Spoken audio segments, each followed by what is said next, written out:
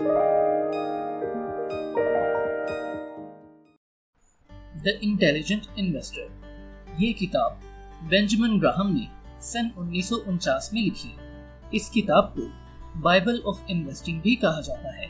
ایسا کوئی بڑا انویسٹر نہیں جس نے اس کتاب کو نہ پڑھا ہو. یہ بات حیران کن ہے کہ وارن بفیٹ جیسا انویسٹر بھی، جو اس وقت دنیا کا چوتھا امیر ترین آدمی ہے، اپنی کامیابی کا تمام کریڈٹ اس کتاب کو دیتا ہے.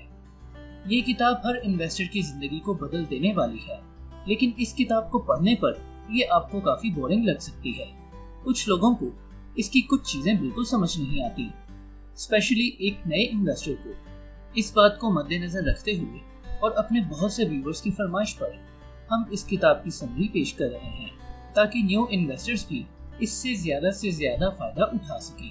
اگر آپ نے اس کو غور سے سن کے سمجھ لیا تو آپ سمجھیے کہ آپ نے اس کتاب کے نچوڑ کو پا لیا ہے. میرا آپ کو ایک مشورہ ہے کہ اس سمری کو سنتے ہوئے اس کے تمام پوائنٹس کو نوٹ کرتے جائیے اور پھر ان پر غور کرتے ہوئے ایک دفعہ پھر اس سمری کو دھیان سے سنیں. انشاءاللہ آپ کو بہت فائدہ ہوگا. آئیے اب چلتے ہیں اس کتاب کی سمری کی طرف. پہلی چیز جو بینجامن نے اس کتاب میں بتائی ہے وہ ہے ڈیفینیشن آف انویسٹنگ، یعنی ان کے نزدیک انویسٹمنٹ کس کو کہا جاتا ہے. ہم میں سے بہت سے لوگ ایسا سوچتے ہیں کہ کوئی بھی چیز خرید کر اس کو 5 یا 10 سال کے لیے سنبھال لیں تو یہ انویسٹمنٹ ہوتی ہے. بینجامن کے مطابق یہ بالکل بھی انویسٹمنٹ نہیں ہے. ان کے مطابق انویسٹمنٹ میں 3 چیزوں کا ہونا بہت ضروری ہے. اگر یہ 3 چیزیں نہیں ہیں تو آپ انویسٹمنٹ نہیں بلکہ گیمبلنگ کر رہے ہیں، یعنی جوا کھیل رہے ہیں. تو پہلی چیز جو انہوں نے بتائی ہے وہ ہے تھورو انالیسس، یعنی انویسٹمنٹ سے پہلے آپ کا تجزیہ گہرا ہونا چاہیے. نمبر 2 ہے سیفٹی آف پرنسپل، یعنی جو پیسہ آپ انویسٹ کر رہے ہیں وہ پیسہ محفوظ رہے. آپ کے ایسٹ اپنی اصل قیمت ہمیشہ برقرار رکھے. یہ بات لانگ ٹرم کے لیے کی گئی ہے، یعنی آپ جو پیسہ لگا رہے ہیں وہ ہمیشہ سیف رہے. نمبر 3 ہے ایڈیکویٹ ریٹرن، یعنی اس انویسٹمنٹ سے آپ کو ایک سفیشینٹ ریٹرن بھی ملنا چاہیے، یعنی آپ کی ٹوٹل انویسٹمنٹ کا 12% منافع. کسی بھی انویسٹمنٹ میں اگر یہ 3 چیزیں موجود ہیں تبھی وہ انویسٹمنٹ کہلائے جانے کے لائق ہے، ورنہ وہ صرف ایک اسپیکولیشن یا گیمبلنگ کہلائے گی. یہ ایسا ہی ہے جسے آپ بنا دیکھے تیر چلا رہے ہیں اور امید کر رہے ہیں کہ تکا نشانے پر لگے گا. ایسا ہرگز مت کریں. دوسرا کانسیپٹ جو اس کتاب میں پیش کیا گیا ہے وہ ہے مسٹر مارکیٹ کا، جس کا مطلب اسٹاک ایکسچینج میں شیئرز کی لگنے والی قیمت ہے. بین کا کہنا ہے کہ مسٹر مارکیٹ زیادہ تر صحیح ہوتا ہے، یعنی اس کا بتایا گیا بھاؤ 60 سے 70% درست ہوتا ہے، لیکن کبھی کبھار مسٹر مارکیٹ ایموشنل ہو جاتا ہے. اس دوران وہ آپ کو بہت سستا یا پھر بہت مہنگا بھاؤ آفر کرتا ہے. یہی آپ کے لیے فیصلے کا وقت ہوتا ہے. یہاں صحیح فیصلہ لینے پر آپ کو بہت اچھے یا پھر غلط فیصلہ لینے پر بہت برے ریزلٹس بھی مل سکتے ہیں. ان کا کہنا ہے کہ جب مسٹر مارکیٹ بہت پیسمسٹ یعنی نا امید ہو تو سٹاک خریدیے، اور جب مسٹر مارکیٹ بہت زیادہ آپٹیمسٹک یعنی پر امید ہو تو سٹاکس کو بیچیے. مطلب جب سٹاکس نیچے ہوں تو خریدیے اور جب سٹاکس اوپر ہوں تو بیچ ڈالیے. یہ تھا مسٹر مارکیٹ کا کانسیپٹ. اگلی چیز ہے مارجن آف سیفٹی. ہم میں سے بہت سے لوگ انویسٹمنٹ سے پہلے انالیسس میں کچھ غلطی کر سکتے ہیں. ہو سکتا ہے کہ ہمارا انالیسس تو ٹھیک ہو لیکن پورا کا پورا اکنامک انوائرمنٹ ہی تبدیل ہو جائے جس سے ہمیں لاس ہو سکتا ہے. اس لیے ضروری ہے کہ آپ پہلے سے ہی سیفٹی کو مد نظر رکھیں. مطلب اگر آپ ایک انجینئر ہیں اور آپ کو ایک برج بنانے کا کام دیا گیا ہے جس کے وزن کی کیپیسٹی 10,000 پاؤنڈ فی ٹرک، سوال یہ ہے کہ کیا اب آپ 10,000 پاؤنڈ کی کیپیسٹی والا برج ہی بنائیں گے؟ ظاہر ہے نہیں. یہاں مارجن آف سیفٹی کا اصول کام آتا ہے، یعنی آپ کو 10 کی بجائے 12 یا 13,000 پاؤنڈ فی ٹرک کی کیپیسٹی والا برج ہی بنانا چاہیے تاکہ آپ کو 10,000 پاؤنڈ کی کنفرم سیفٹی مل سکے. اسی طرح کی سیفٹی آپ کو انویسٹمنٹ کے دوران ملنی چاہیے. یہ کیسے ہوگا؟ یہ تبھی ہوگا جب آپ کسی کمپنی کے شیئر کو اس کے فیئر پرائس سے نیچے خریدیں.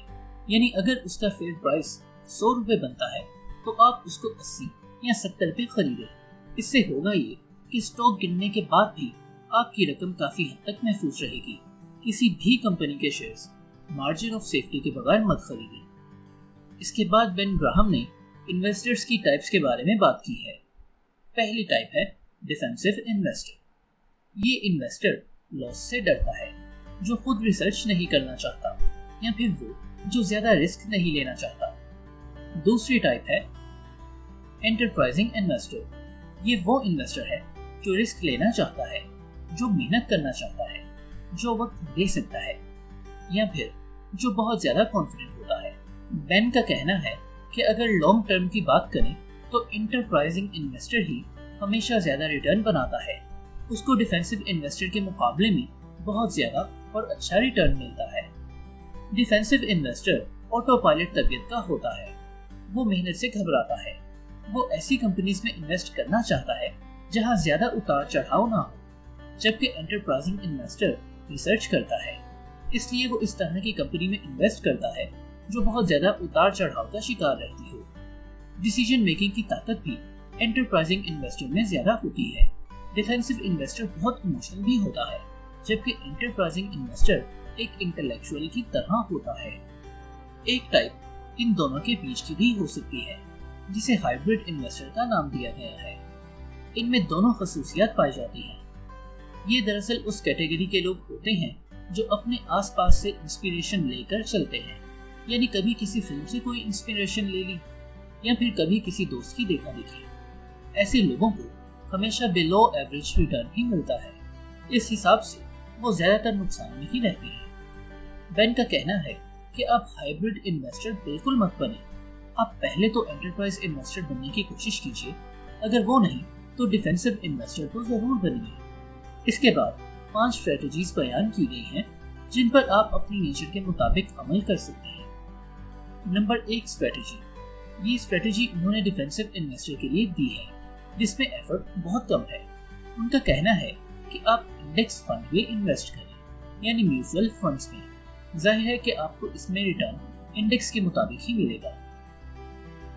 दूसरी स्ट्रेटजी। इस स्ट्रेटजी में कुछ मेहनत की जरूरत है, हालांकि ये स्ट्रेटजी भी डिफेंसिव इन्वेस्टर के लिए ही है।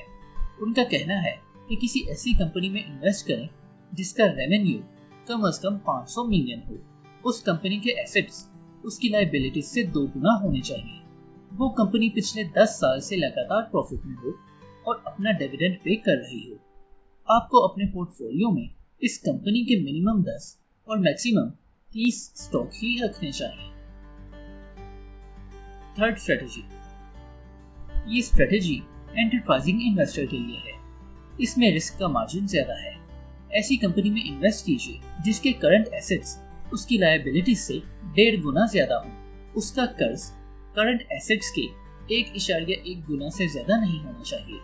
ये कंपनी पिछले 5 साल से फायदे में ही जा रही हो, डिविडेंड्स पे कर रही हो और जिसकी अर्निंग में कुछ ग्रोथ भी हो। इस कंपनी के 20 स्टॉक्स आपको अपने पोर्टफोलियो में रखने चाहिए। Strategy number 4। ये स्ट्रेटजी भी एंटरप्राइजिंग इन्वेस्टर के लिए है। ये हाई रिस्क और हायर रिवॉर्ड वाली स्ट्रेटजी है। ऐसी कंपनी के स्टॉक खरीदिए जो अपनी एसेट वैल्यू से नीचे चल रही हो। वो कंपनी पिछले 2 साल से लॉस में ना गई हो। आपको इसके 30 स्टॉक ही लेने चाहिए। 5वीं स्ट्रेटजी। ये स्ट्रेटजी सिचुएशनल इन्वेस्टिंग की है। यहाँ आपको कोई रेगुलर रिसर्च नहीं करनी, बस कुछ सिचुएशंस पर नजर रखनी है। जैसे कोई छोटी कंपनी को कोई बड़ी कंपनी खरीद रही है, कोई कंपनी जो किसी टेम्पररी लीगल केस में फंसी है और जिसके सॉल्व हो सकने का यकीन हो। आपके पोर्टफोलियो में इसके 2 से 4 स्टॉक्स ही होने चाहिए। ये स्ट्रेटजी आपको किसी और स्ट्रेटजी के साथ मिलकर इस्तेमाल करनी है। इसके अलावा एक और बहुत अहम बात बताई गई है कि जब आप शेयर्स खरीदें तो आपकी सोच बिजनेस ओनर की जैसी होनी चाहिए। अगर आप इन्वेस्टमेंट को बिजनेस पार्टनरशिप वाली अहमियत नहीं देंगे तो आपको ज्यादा फायदा नहीं होगा। इस किताब की समरी में वो तमाम खास बातें बता दी गई हैं जो इसका निचोड़ है। अगर आप बिल्कुल बिगिनर हैं तो शायद ये बातें आपको समझ में ना आए, इसलिए आप इस समरी को दोबारा सुन सकते हैं। अपना और अपने घर वालों का ख्याल रखिए। खुदा आपका हामी और नासिर हो। अदब सराय।